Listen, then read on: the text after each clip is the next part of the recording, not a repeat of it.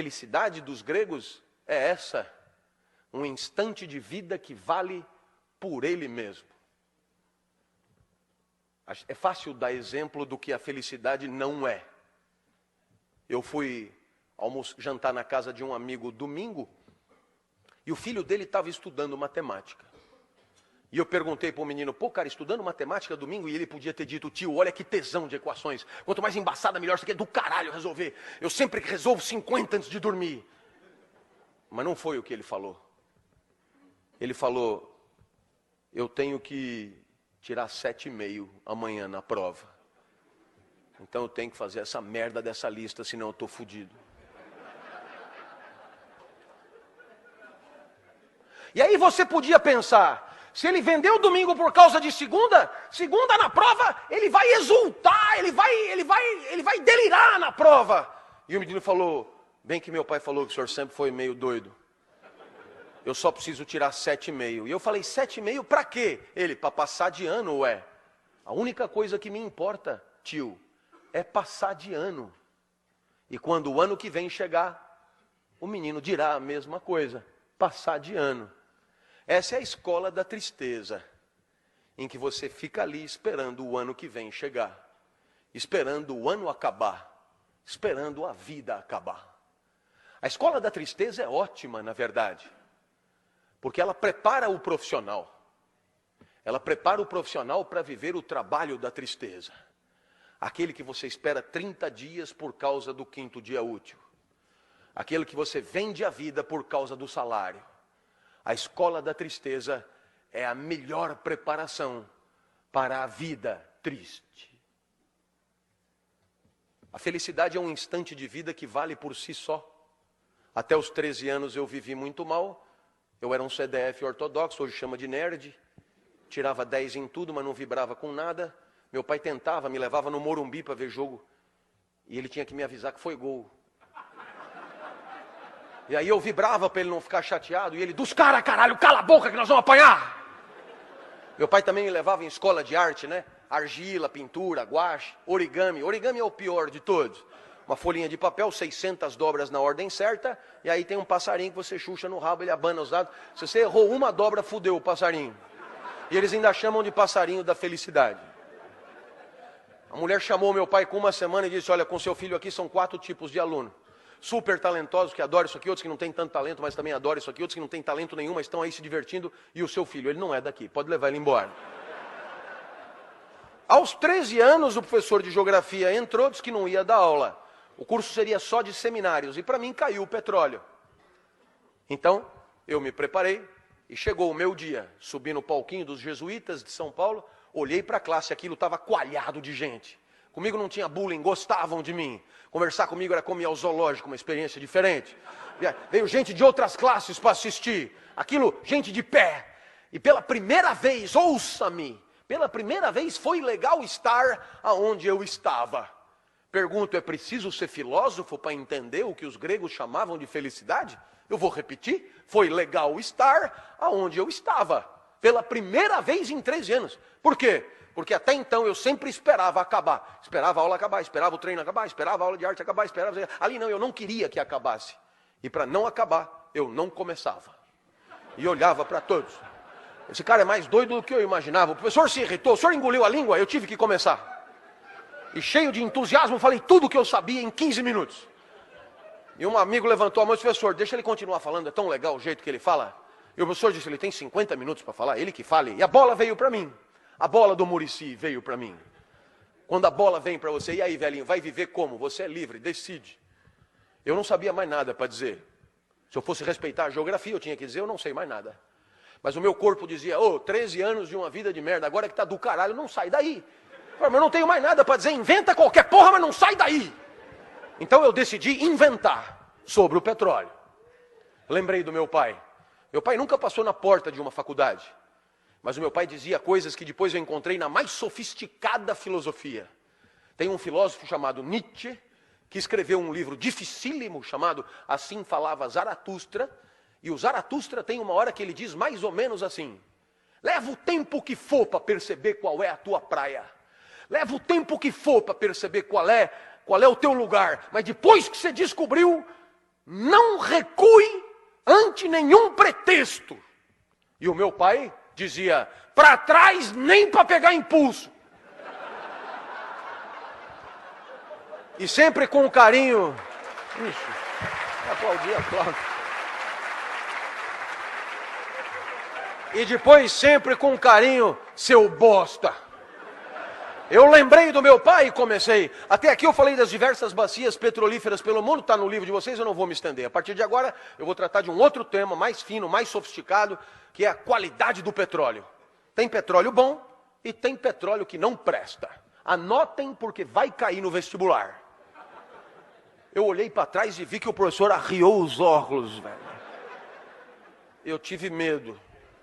Mas eu lembrei do meu pai. Seu bosta. Ali não podia mais voltar. Então eu me empertiguei mais e comecei. Todo mundo sabe que o melhor petróleo do mundo é o petróleo da Romênia. Começaram a anotar. Então eu me animei e disse do norte da Romênia, claro. Região da Moldávia, que eu tirei das aventuras de Tintim. Eu olhei para trás e vi que o professor balançava. Ele devia estar pensando, eu não sei porra nenhuma disso, esse cara não pode estar zoando com a minha cara. Eu vi que era hora de quebrar ele, para aproveitar a fragilidade. Eu falei, o senhor sabia disso? Ele assustou e disse, não sabia. Eu falei, anota para aprender alguma coisa.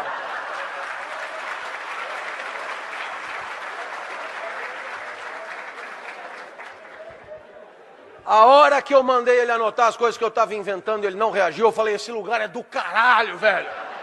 Eu não precisava me lembrar de nada, eu inventava tudo. A minha aula melhorou demais. Falei de petróleo em Fernando de Noronha, no Bananal, em Madagascar. Foi um show. Terminou a aula, aplausos copiosos. E um menino levantou a mão e disse, professor, eu tenho uma sugestão que eu acho que é de todos.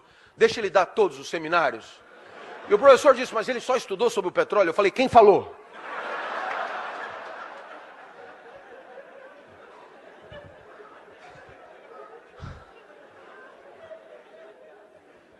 Eu saí dali correndo, fui encontrar o Fusca branco do meu pai. E o meu pai me viu correndo pela primeira vez, eu nem andava, eu me arrastava. Ele viu correndo, o que aconteceu? Eu comecei a contar o que tinha acontecido e meu pai entendeu. A vida tinha valido a pena ser vivida naquele lugar. Um instante de vida que valeu a pena viver ali, dando aula. Lição para toda a vida. Um lugar que é o meu. César Cielo, 50 livre. Eu na sala de aula. O senhor se acha. Não é uma questão de dar bem aula. Questão de ser feliz dando aula é outra coisa. É quando vale a pena estar ali, mesmo que não tenha salário, mesmo que não tenha aplauso, mesmo que não tenha recompensa, mesmo que não tenha nada, como de fato não tem. O que eu vou fazer se a vida só é boa ali, dando aula, com um monte de gente assistindo? E você dirá, professor, e essa felicidade que o senhor fala, para o senhor é o quê? Eu poderia terminar aqui a minha palestra com essa para você. Existe uma coisa que é a alegria. Alegria é quando você ganha potência de agir. É Spinoza que define. Passagem para um estado mais potente do próprio ser. Eu acordo de manhã, a minha energia para viver é muito baixa. Acordei hoje às 4, por exemplo. Eu sentei na cama e lembrei. Cumbica, Salvador, Cumbica e USP ainda. Falei, nossa, velho. Aí a minha mulher, sabe como é 25 anos de matrimônio, já houve um tempo que ela dizia, fica mais um pouquinho. Agora ela diz, não vá se atrasar. E com o pé assim.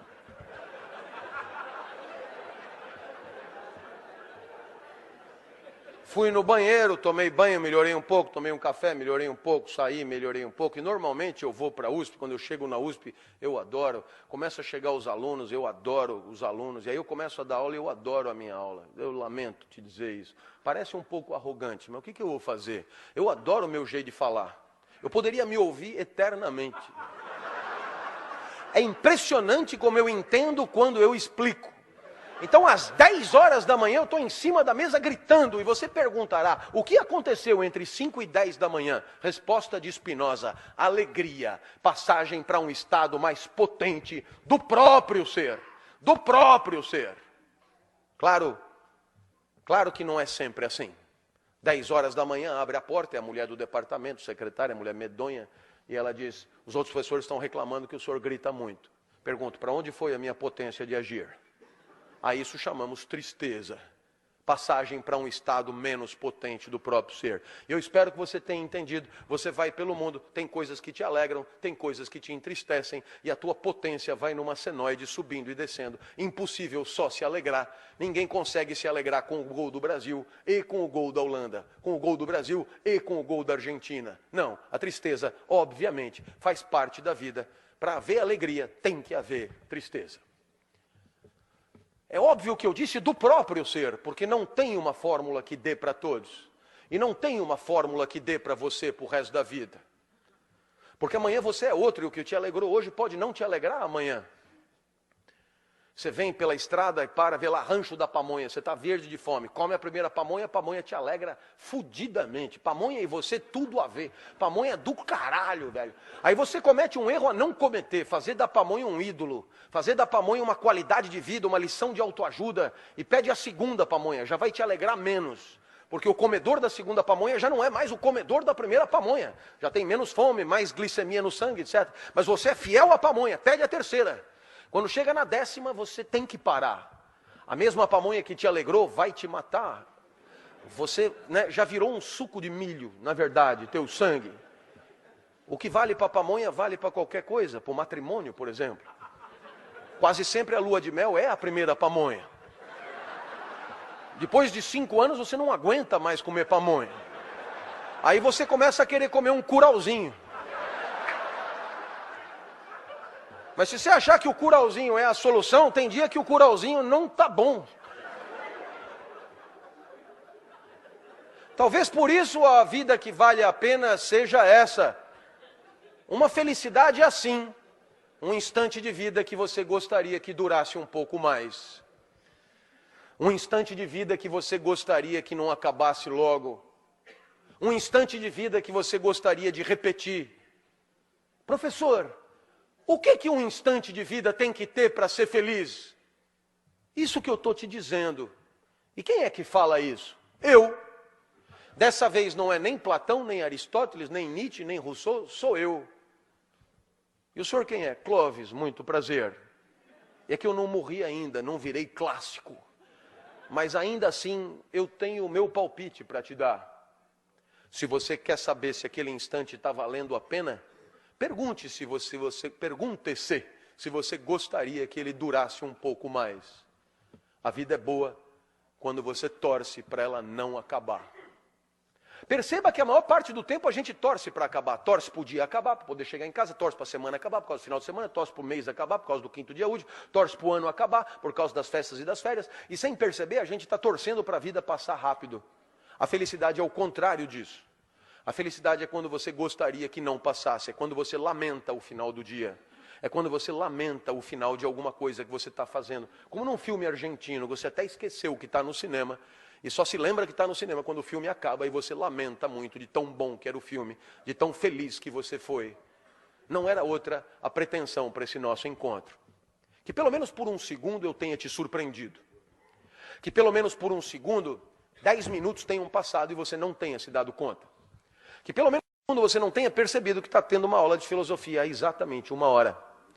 Que pelo menos por um segundo você tenha pensado em repetir isso. Torcido para durar um pouco mais. Me mostrado para alguém que você ama na internet. Ser meu aluno ou pelo menos me dar um abraço no final da palestra. E se alguma dessas coisas aconteceu, é porque você foi feliz por um segundo. E agora você já sabe o caminho. A vida vale a pena quando você torce para ela não acabar.